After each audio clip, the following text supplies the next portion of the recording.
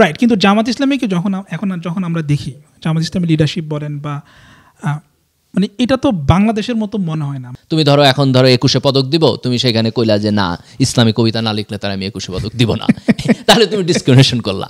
কিন্তু এটার উল্টাটা করার দরকার নাই, যে লোক নামাজ কালাম পড়ে না তাকে তুমি এসে পার্টির মানে মহাসচিব বানায় দিলা। কিন্তু এখন কিন্তু বাংলাদেশে দেখো একটা হয়তো ডিফারেন্ট সিনারিও তৈরি হইতেছে, যেখানে মানুষ জামাতের রাজনীতির প্রতি ইন্টারেস্টেডই হইতেছে তার কোয়ালিটির কারণে, ইন্টারেস্টেডই হইতেছে তার অনেস্টির কারণে, ইন্টারেস্টেডই হইতেছে তার সার্ভিস দেওয়ার ক্যাপাসিটির কারণে। তার মানে আপনি বলতেছেন যে যেটা একসময় তার উইকনেস ছিল স্ট্রেংথ হয়েছে, এবং আপনি মানে ওকে, আমি মনে করি তাহলে তুমি এইটাকে প্রিজার্ভ কইরেই হয়তো পপুলার রাজনীতি করতে পারবা। যে জামাতের আসলে খুব বেশি তোমার অ্যাকোমোডেটিভ এবং উদার হওয়ার দরকার নাই, তার দরকার শুধু পার্টির মধ্যে কোয়ালিটি মেনটেন করা।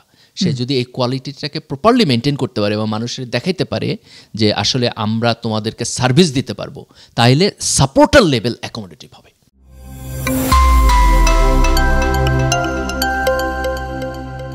আওয়ামী লীগ, বিএনপি আওয়ামী লীগের বাইনারি থেকে বাইর হয়ে এখন আমরা একটা নতুন এরাতে আমরা ঢুকতেছি, যেখানে বিএনপি এবং জামাত এই বাইনারিটা শুরু হইতেছে। এক্স্যাক্টলি। এবং লেটস সি যে এনসিপি মানে কোথায় থাকে ইকুয়েশনে ইন নেক্সট ফিউ ইয়ার্স, সেটা আমরা দেখব।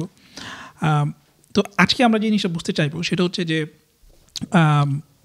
জামাত ইসলামী কি একটা বিগ টেন্ট পলিটিক্যাল পার্টি হইতে পারবে কিনা। ফর এক্সাম্পল বিএনপি একটা বিগ টেন্ট পলিটিক্যাল, তো আমরা দেখি যে বিএনপিতে রিলিজিয়াস ব্যাকগ্রাউন্ডের লোক আছে, আমরা দেখি যে বিএনপিতে বামপন্থীর লোক আছে, বিএনপিতে ডানপন্থী লোক আছে, বাংলাদেশপন্থী লোক আছে, সব ধরনের একটা মিক্সড একটা বিএনপিতে আছে, বেটার রিপ্রেজেন্টেশন আছে, নানান মতের নানান পথের একটা রিপ্রেজেন্টেশন আমরা বিএনপিতে দেখি, which is a sign of a big tent political party.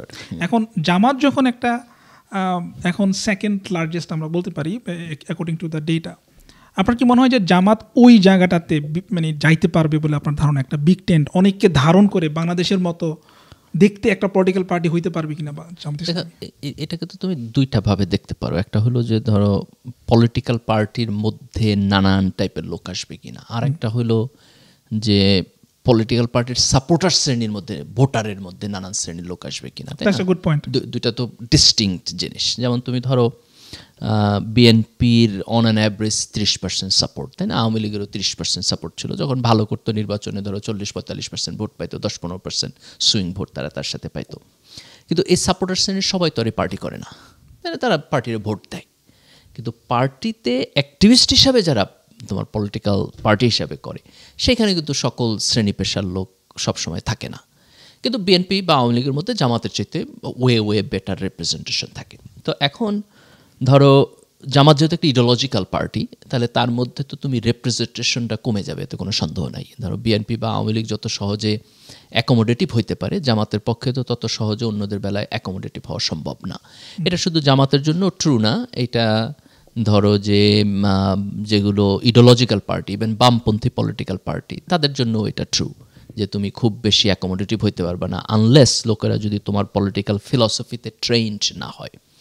তো সেই জায়গা থেকে আমার কাছে মনে হয় যে অ্যাজ এ পার্টি জামাতের জন্য কিছুটা অ্যাকোমোডেটিভ হওয়া সম্ভব, এখন যেটা আছে তার চাইতে বেটার অ্যাকোমোডেটিভ হওয়া সম্ভব। কিন্তু আওয়ামী লীগ বা বিএনপির মতো অ্যাকোমোডেটিভ হওয়া সম্ভব না। কিন্তু that may not harm to get the supporter base, যে বড় সাপোর্টার বেস হবে, কিভাবে সেটা সম্ভব? এটা হার্মফুল নাও হইতে পারে। যেমন ধরো এখনকার সময়ে জামাত যে সাপোর্টটা পাইতেছে, সেই সাপোর্টটার ক্ষেত্রে তো সাধারণ একটা লম্বা অংশের জনগণ মনে করতেছে যে জামাত অ্যাজ এ লিডার হিসাবে ভালো হইব, বা শিবির অ্যাজ এ লিডার হিসাবে ভালো, তার ফলে তারা ভোট দিতেছে। এইটা ঠিক আগের জায়গা থেকে যদি আমি দেখি, যে ধরো জামাত একটা লম্বা সময় বাংলাদেশের রাজনীতি করছে, কিন্তু তার ভোটার্স গ্রুপ ছিল 10%-এর মতো, তার মানে সে শুধু একটা ব্লকের ভোট পাইছে, তাই না? এই ব্লকের যে ভোট পাইছে, বাকিরা তাকে ভোট দিতে তখন ইন্টারেস্টেড হয়ে ওঠে নাই। কিন্তু জামাত কী করছে, সে একটা রিজিড পলিটিক্যাল স্ট্রাকচার মেনটেন করছে। রিজিড পলিটিক্যাল স্ট্যান্ডার্ডের অ্যাডভান্টেজ কি? অ্যাডভান্টেজ হলো সে বেটার কোয়ালিটি কন্ট্রোল করতে পারে।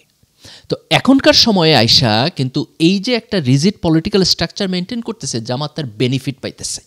একটা সময় ছিল যে এই রিজিডিটির কারণে সে সংখ্যাগরিষ্ঠ মানুষের সাথে মিশতে পারতেছে না, বেশি না মিশতে পারার কারণে সে তাদেরকে কনভিন্স করতে পারতেছে না, অথবা তাদের ভোট অন্যরা যেভাবে পায় ওইভাবে ভোটটা পাইতেছে না। কিন্তু এখন একটা সার্টেন টাইমে আইসা মানুষজন আসলে একটা পলিটিক্যাল পার্টি খুঁজতেছে যাদেরকে সে মনে করবে এরা কম্পিটেন্ট পলিটিশিয়ান, দেশটারে ভালোভাবে চালাইতে পারবে, দুর্নীতি করবে না। সেই জায়গায় কিন্তু জামাতের রিজিক্ট এবং কোয়ালিটি কন্ট্রোল করা স্ট্রাকচার জামাতের অ্যাসেট হইতে পারে। তো আমার কাছে মনে হয় যে it can work the other way, যে জামাতের আসলে খুব বেশি তোমার অ্যাকোমোডেটিভ এবং উদার হওয়ার দরকার নাই, তার দরকার শুধু পার্টির মধ্যে কোয়ালিটি মেনটেন করা। সে যদি এই কোয়ালিটিটাকে প্রপারলি মেনটেন করতে পারে এবং মানুষের দেখাইতে পারে যে আসলে আমরা তোমাদেরকে সার্ভিস দিতে পারবো, তাহলে সাপোর্টার লেভেল অ্যাকোমোডেটিভ হবে, প্রচুর জায়গা থেকে সেখানে লোকেরা তোমার আসবে। এবং এখন এখানে কোশ্চেন হইলো, তুমি যদি তুমি কিছু বলতে চাইছো? হ্যাঁ, না আমি ধরেন এই জায়গাটাতে ঠিক আছে যে মানুষ তো ইন্ড অফ দ্য ডে কেয়ার করে যে হ্যাঁ কে আমার প্রবলেম সলভ করতে পারতেছে, বাজারে দ্রব্যমূল্য নিয়ন্ত্রণ করতে পারতেছে কে, আমি মানে এক অপরাধ লেভেল বা ক্রাইম কি কমতেছি কিনা, আমি বিচার পাইতেছি কিনা, মানুষ ওটা কেয়ার করে। দেখো, এবং তুমি সার্ভিসে কিন্তু অ্যাকাউন্টেটিভ হইতে পারো, তাই না? যেমন ধরো আমি একটা খুব সিম্পল এক্সাম্পল দিই, সেটা হলো যে তুমি ধরো যে দেশে ভিন্ন ভিন্ন ধর্মাবলম্বী লোক আছে, তাই না? হিন্দু আছে, বৌদ্ধ আছে, খ্রিস্টান আছে। এখন তোমার পলিটিক্যাল ফিলসফি যেটা ইসলাম থেকে আসে, ইসলামের পলিটিক্যাল ফিলসফি কি, অন্য ধর্মের মানুষের তার ফ্রিডম অফ রিলিজন থাকবো, সে পারফেক্টলি তার ধর্ম পালন করতে পারবো।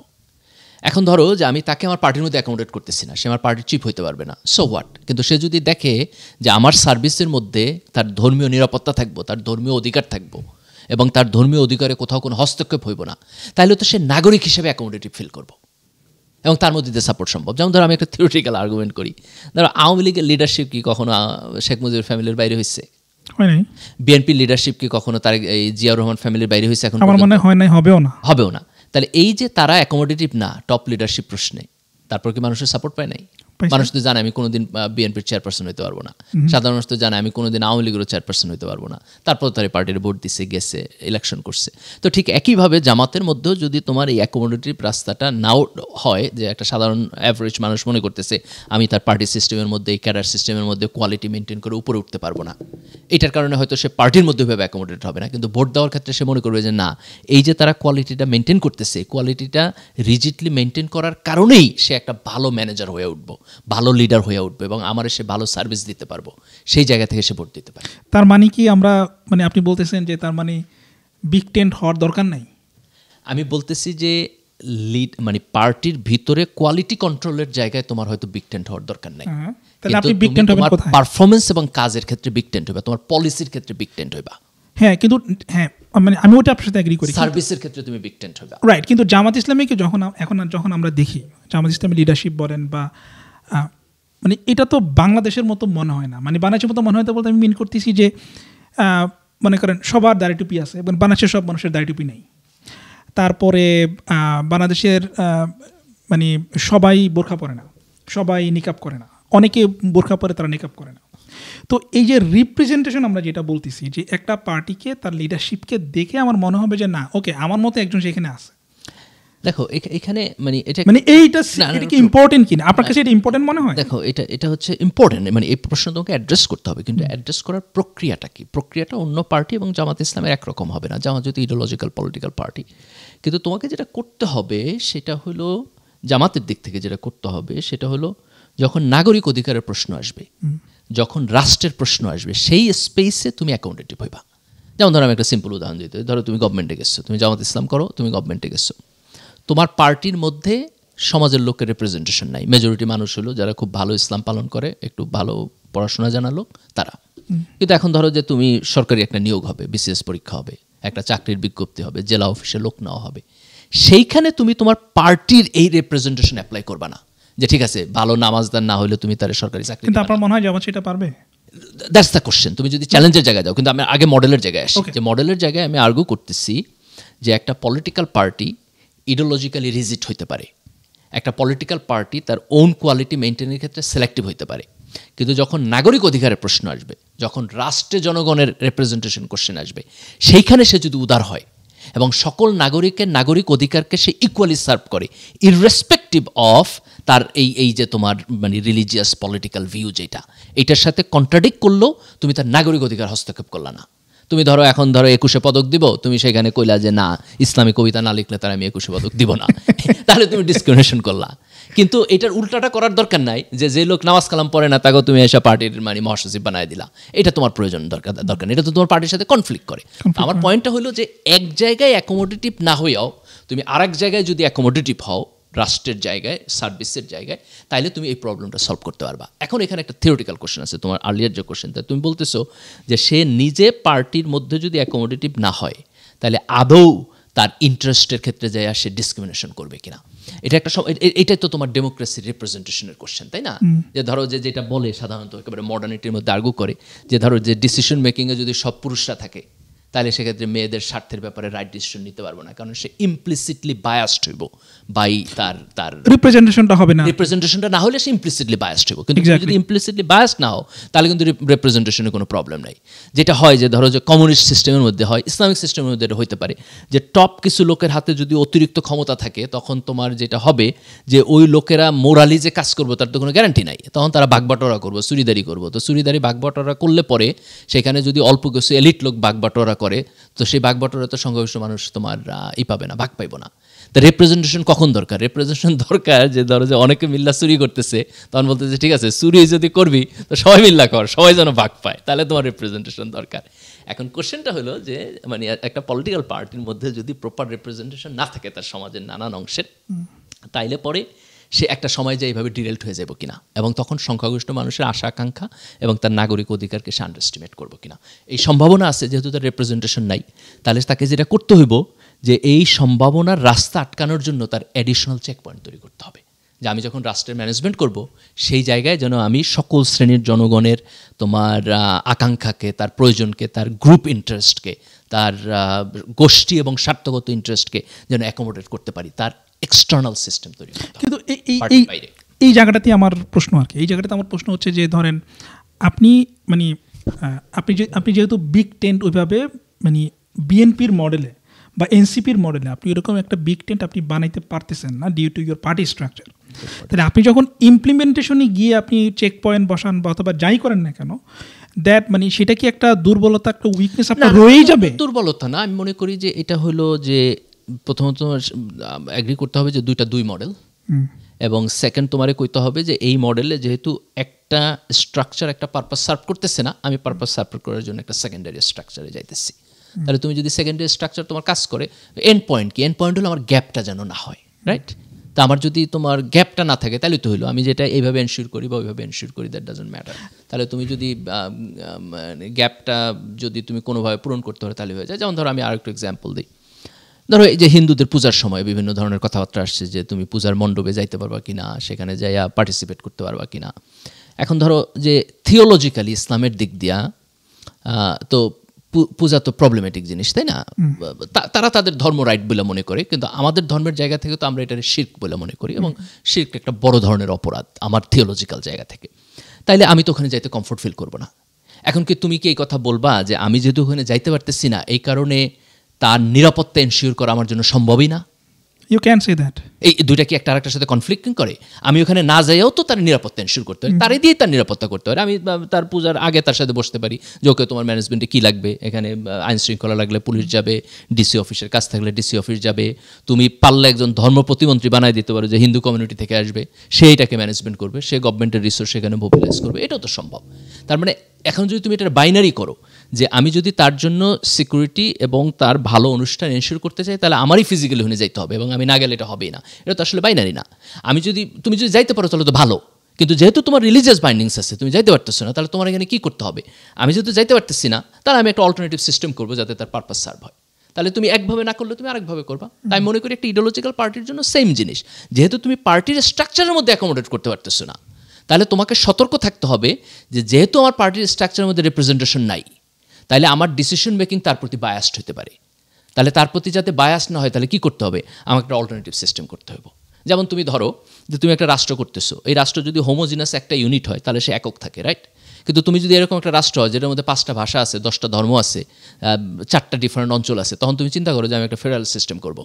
কী জন্য? এর এত বেশি ডাইভার্স একজন আরেকজনের চাইতে যে আমি এদেরকে একসাথে রাখতে পারবো না, আমাদের প্রত্যেকের আলাদা আলাদা করে অটোনমি দিতে হইব। তাহলে আমি যদি একটা ফেডারেল সিস্টেম করি এবং প্রত্যেকের প্রচুর পরিমাণ অটোনমি দেই এবং সেন্ট্রাল গভর্নমেন্টের হাতে যদি আমি ক্ষমতা কম রাখি তাহলে এটা ফাংশন করবে, ডিসপাইট অফ দ্য ফ্যাক্ট যে এটা হোমোজিনাস না। কিন্তু তোমার কষাস থাকতে হবে। আমি যদি হোমোজিনাস না, এটা আমার একটা উইক পয়েন্ট, যেহেতু আমার একটা উইক পয়েন্ট, আমি একটা কাউন্টার মেজারমেন্ট নিতেছি। তাহলে একটা ইডিওলজিক্যাল পলিটিক্যাল পার্টিকে সেমভাবে চিন্তা করতে হবে যে আমি একটা ইডিওলজিক্যাল পলিটিক্যাল পার্টি, আমি আমার মধ্যে রিপ্রেজেন্টেশন বানাইতে পারবো না। যেহেতু আমি আমার মধ্যে রিপ্রেজেন্টেশন বানাইতে পারতেছি না, তাহলে আমার কষাস থাকতে হইব যে আমার ল্যাক অফ রিপ্রেজেন্টেশন যাতে আমার ডিসিশন মেকিংয়ের বায়াস না করে, আমার ইমপ্লিমেন্টেশনে বায়াস না করে। তাহলে ওইখানে সেকেন্ডারি পেরিফেরিতে আমার অনেকগুলো এঙ্গেজমেন্ট তৈরি করতে হবে। তাহলে আমি যদি সেকেন্ডারি পেরিফেরিতে এঙ্গেজমেন্ট তৈরি করি, তাহলে আমি একই প্রবলেম সলভ করতে পারি। ওকে, তার মানে তাহলে তো এটা একটা জাইগান্টিক টাস্ক আসলে। এটা একটা জাইগান্টিক টাস্ক, কারণ হচ্ছে কোনো সন্দেহ নেই। কারণ এটা আপনার জামাতকে মানে বিএনপিকে এটা আলাদা করে করতে হচ্ছে না, যে এটা জামাতকে আলাদা করে একটা সেকেন্ড লেয়ার তৈরি এটা খুব ইজিলি তৈরি করতে পারো, কারণ সে তার পার্টির মধ্যে তার অ্যাকোমোডেট করতে পারতেছে। তাহলে বিএনপির মধ্যে এটার প্রয়োজন নাই। কিন্তু জামাত যেহেতু এটা পারতেছে না, তার একটা সেকেন্ডারি লেয়ার তৈরি করতে হবে। এখন সেকেন্ডারি লেয়ারটা কীভাবে হইব, এটা নিয়ে চিন্তা করতে হবে। তুমি কোন স্ট্রাকচারে করবা, এটা তোমার প্রাইমারি লেয়ারের সাথে যেন কনফ্লিক্ট না করে। এইটা যেমন তুমি ধরো এই প্রশ্ন প্রায় অনেকে করে যে ঠিক আছে আমি হিজাব পড়ি না, আমি কি জামাতের মেম্বার হইতে পারবো, তাই না? অথবা ধরো আমি নামাজ পড়ি না, আমি কি জামাতের সভাপতি হইতে পারবো, আমি কি শিবিরের সভাপতি হইতে পারবো না? তুমি তো পারবা না, আপনি পারবেন না। তার কারণ হলো এখানে এটা রিকোয়ারমেন্ট। কিন্তু এখন পরের কোশ্চেন হইব যে আমি যদি তোমার পার্টির মধ্যে অ্যাকোমোডেটেড না হইতে পারি, তাহলে আমার নাগরিক অধিকার কি প্রিজার্ভ হইব? থিওরিটিক্যাল উত্তর হইলো হইব। প্র্যাকটিক্যাল উত্তর হইব যে কীভাবে হইব, তাই না? তাহলে আমি যদি তোমার লাগে কথা না কই, তোমার লাগে আমার চলাফেরা না থাকে, তুমি আমার পার্টির মধ্যে না থাকো, তাহলে মোস্ট প্রবাবলি আমি যখন ডিসিশন মেক করবো তখন তুমি ডিপ্রাইভড হবা, কারণ মানুষ ইমপ্লিসিট বায়াস থাকে প্রচুর পরিমাণ। তাহলে জামাতকে চিন্তা করতে হইব যে যেহেতু আমার পার্টির মধ্যে অ্যাকোমোডেটিভ নাই, তাই অ্যাকোমোডেশন নাই তাদের কাজে, তার রিপ্রেজেন্টেশনের কোশ্চেন আছে। যেহেতু তার রিপ্রেজেন্টেশন এখানে ডিপ্রাইভ, তার ডিসিশন মেকিংয়ে আমার ক্ষেত্রে বায়াসড হতে পারে। তাহলে আমার ডিসিশন মেকিং প্রসেসের ক্ষেত্রে আমি অনেকগুলো সেকেন্ডারি চেক পয়েন্ট তৈরি করবো, যে সেকেন্ডারি চেক পয়েন্ট তার ওপিনিয়নটা এখানে আসবে। এবং একটা ফেডারেল গভর্নমেন্টে যখন তুমি অনেক কিছু তুমি ছেড়ে দাও বিভিন্ন জায়গায়, তো একইভাবে তোমাকে যেটা করতে হবে যে ওই জায়গার ডিসিশন মেকিংগুলো ছেড়ে দিতে হবে তাদের ক্ষেত্রে, যেহেতু ডিসিশন মেকিংগুলো কমন পিপলকে তোমার তার লাইফ ইন্টারফেয়ার করবে। হ্যাঁ, এটা ওকে, ইন্টারেস্টিং। আপনার এই পার্সপেক্টিভ আমি চিন্তা করিনি। মানে আমার আইডিয়া ছিল যে ওকে, জামাতকে নিজের পার্টি স্ট্রাকচারটা ঠিক রাখা, এটা হয়তো ধরেন এরকম করতে পারে যে ওকে, মানে যখন সে ইলেকশনে যাবে তখন ইলেকশনে সে সব ধরনের লোককে অ্যাকোমোডেট করবে তার প্যানেল থেকে, তার থেকে ভোট করার জন্য। একটা মডেল হইতে পারে, একটা মডেল তো ধরো যে কিছু কিছু জায়গায় যেটা করছে তারা দাওয়া এবং পলিটিক্স আলাদা করে দিচ্ছে অনেক জায়গায়, আমরা ইসলামী রাজনীতির মধ্যে দেখি, তাই না? যাতে করে পলিটিক্যাল পার্টি মোর অ্যাকোমোডেটিভ হইতে পারে। এটা একটা ওয়ে হইতে পারে। আর একটা ওয়ে হইতে পারে তুমি যেটা বলতেছো যে ঠিক আছে শুধু দাওয়া পলিটিক্স আলাদা না, পলিটিক্যাল পার্টি মোর নর্মাল পিপলকে তোমার ইডিওলজির বাইরের পিপলকে তার পার্টির স্ট্রাকচারের মধ্যেই অ্যাকোমোডেট করবে। That can be one model, মানে ইলেকটোরাল সিস্টেমের মধ্যে অ্যাকোমোডেট করবে। এটার আমি কোনোটাকে নাকচ করতেছি না, অল দ্য পজিশন তোমার প্রোস কন হিসাব করতে হবে। কিন্তু একটা মডেল হইতে পারে যে তুমি তোমার পার্টির স্ট্রাকচার ঠিক রাখবা, পার্টির কোয়ালিটি কন্ট্রোল পারফেক্টলি করবা, কিন্তু তারপর যখন তুমি লোকদেরকে রিপ্রেজেন্ট করার সময় তোমার ডিসিশন মেকিং, সার্ভিস, এই সকল জায়গায় তুমি তার মতামত এবং রিপ্রেজেন্টেশনকে এমনভাবে অ্যাকোমোডেট করবা যাতে তার ডেপ্রাইভেশনের পরিমাণটা মিনিমাইজ হয়ে যায়। হ্যাঁ, আপনি যেটা বলছেন এটা তো হচ্ছে আফটার লাইক ধরেন জামাত ইলেকশনে জিতার পরে সে কি করবে, পাবলিক অফিসে যাবা, রাইট, পাবলিক অফিসে। এখন আমার ইভেন যখন তুমি পাবলিক পলিসি ডেভেলপ করবা তখনও কিন্তু আমার প্রশ্ন মানে এটা হচ্ছে, মানে আপনি ইলেকশনে জিতেন না, ইলেকশনে জিততে হইলে আপনাকে কোন ধরনের বিগ টেন পলিটিক্সটা করা লাগবে। এখানে আমি ডিফারেন্ট আর্গুমেন্ট করতেছি যে ধরো জামাতের রাজনীতি নিয়ে তো লম্বা সময় এই প্রশ্নটা ছিল যে জামাত কেন অতিরিক্ত আরো পপুলার হইতে পারে না। তার একটা বড় কারণ হলো যে জামাত ক্যাডার বেস পলিটিক্স করে। কিন্তু এখন কিন্তু বাংলাদেশে দেখো একটা হয়তো ডিফারেন্ট সিনারিও তৈরি হইতেছে, যেখানে মানুষ জামাতের রাজনীতির প্রতি ইন্টারেস্টেডই হইতেছে তার কোয়ালিটির কারণে, ইন্টারেস্টেড হইতেছে তার অনেস্টির কারণে, ইন্টারেস্টেড হইতেছে তার সার্ভিস দেওয়ার ক্যাপাসিটির কারণে। তার মানে আপনি বলতেছেন যে যেটা একসময় তার উইকনেস ছিল স্ট্রেংথ হইছে, এবং আপনি ওকে, আমি মনে করি তাহলে তুমি এইটাকে প্রিজার্ভ কইরেই হয়তো পপুলার রাজনীতি করতে পারবা। আপনি এটা প্রিজার্ভ করেই মনে করেন শিবির যেভাবে ডাকসুতে ইলেকশন করছে বা বিভিন্ন জায়গায় ইলেকশন করতেছে, তারা হিন্দু, বৌদ্ধ, খ্রিস্টান এদেরকে অ্যাকোমোডেট করতেছে, নন হিজাবি বিভিন্ন অ্যাকোমোডেট, কিন্তু সে তার নিজের পার্টির মধ্যে করতেছে না, প্যানেলে করতেছে, অ্যাকোমোডেট করতেছে জোটের মধ্যে, ইলেকটোরাল পলিটিক্সে। তো জামাত যখন বিএনপির সাথে জোটে গেছে তখন কি সে অ্যাকোমোডেট করে নাই? খালেদা জিয়ার সাথে যখন মিটিংয়ে বসছে তখন কি অ্যাকোমোডেট করে নাই? অনেকে এখন বলতে চাইতেছে এটা জামাতের নতুন ট্রেন্ড। তাহলে যখন খালেদা জিয়ার সাথে জোটে বসছে তখন জামাত কি একইভাবে একই ট্রেন্ডে ছিল না? আমার মনে হয় যে সেটা মানে হয়তো স্পিরিটের জায়গায় আপনি যেটা বলছেন সেটা রাইট, বাট ধরেন জামাতের নিজের পার্টিতে তো জামাত এই ধরনের কাউকে নিয়ে আসেন। ফর এক্সাম্পল জামাতের পলিসি মেকার বা জামাতের লিডার যারা, তারা তো সব জামাতের স্ট্রাকচার থেকে উঠে আসা। সেইখানে তো আপনি কোনো নন হিজাবি বা একটা একটা পার্টি যদি ইসলামিক পার্টি হয়, তাই না, ইসলামিক পার্টি যদি হয়, তাহলে ইসলামিক পার্টির তুমি তো পাওয়ার মানে স্ট্রাকচারের মধ্যে তুমি নন মুসলিম আনতে পারবে না তো, তাই না? একজন নন মুসলিমকে জামাতের আমির হইতে পারবো, জামাতের সেক্রেটারি জেনারেল হইতে পারবো না তো, সে তো ইসলাম বুঝবেই না, তাহলে সে কিভাবে হবে? তাহলে এখানে তো ওই কোশ্চেন ভ্যালিডই না, এটা তুমি পারবাই না। এটা হইলো তো আর এটা তাহলে তোমার একটা পার্টি থাকবে না। ওই কোয়েশ্চেনটা ভ্যালিড না বলেই তো এই কোয়েশ্চেনটা আসতেছে যে গিভেন দ্যাট এটা ভ্যালিড না, জামাত এরকমই মানে থাকতে হবে due to the nature of the party, তাইলে এটা আসলে বিগ টেন্ট কিভাবে হবে, বা বিগ মানে একটা বড় বা বিএনপিকে চ্যালেঞ্জ করার মতো বড় পার্টি হইতে চাইলে তাদের ঠিক কোন ধরনের পলিটিক্সটা করা লাগছে? আমি মনে করি তার সার্ভিসের জায়গায় এবং একটা সেকেন্ডারি স্ট্রাকচার যখন সে যাবে পাবলিক পলিসি ডেভেলপমেন্ট, সেখানে শুধু রিপ্রেজেন্টেশনের কারণে তার ডিসিশন যেন বায়াসড না হয়, এই জায়গাতে হইলেই হবে। আর যখন সে গভর্নমেন্ট ফর্ম করবে তখন তার মনে রাখতে হইব যে আমি এখন হচ্ছে জনগণের গভর্নমেন্ট পরিচালনা করতেছি, তাহলে সেইখানে তুমি কারো মানে তুমি সিলেক্টিভলি কাউকে তুমি ডেপ্রাইভ করতে পারবে না। যেমন তুমি ধরো যে তুমি যে সমস্ত মোরাল বা ড্রেস কোড, ইসলামিক এথিক্স তোমার পার্টির মেম্বার হওয়ার জন্য দাও, তুমি ক্ষমতায় যাইয়া যদি সকল ধরনের সরকারি চাকরিতেও তুমি এগুলোর প্রেফারেন্স বানায় দাও, তাহলে তো আরেক শ্রেণীর লোক একালে তোমার কমপ্লিটলি ডেপ্রাইভড হবে। ওইখানে তুমি এটা করবা না, ওইখানে তুমি অ্যাকোমোডেটেড থাকবা। গভর্নমেন্টের পলিসি ডেভেলপমেন্টের ক্ষেত্রে অ্যাকোমোডেটেড থাকলা। যেমন ধরো তুমি গভর্নমেন্টে আসলে, এখন তুমি কইলা যে ব্যুরোক্র্যাটদের মধ্যে যারা ঠিকঠাক মতো নামাজ না পড়ে আর পর্দা না করে এদেরকে আমি প্রমোশন দেবো না, তাই না? তাইলে তুমি এখানে ডেপ্রাইভেশন করতেছো, তাহলে তুমি এখানে ডেপ্রাইভেশন। এই জায়গায় আমি মনে করি যে তোমাকে অ্যাকোমোডেটিভ হইতে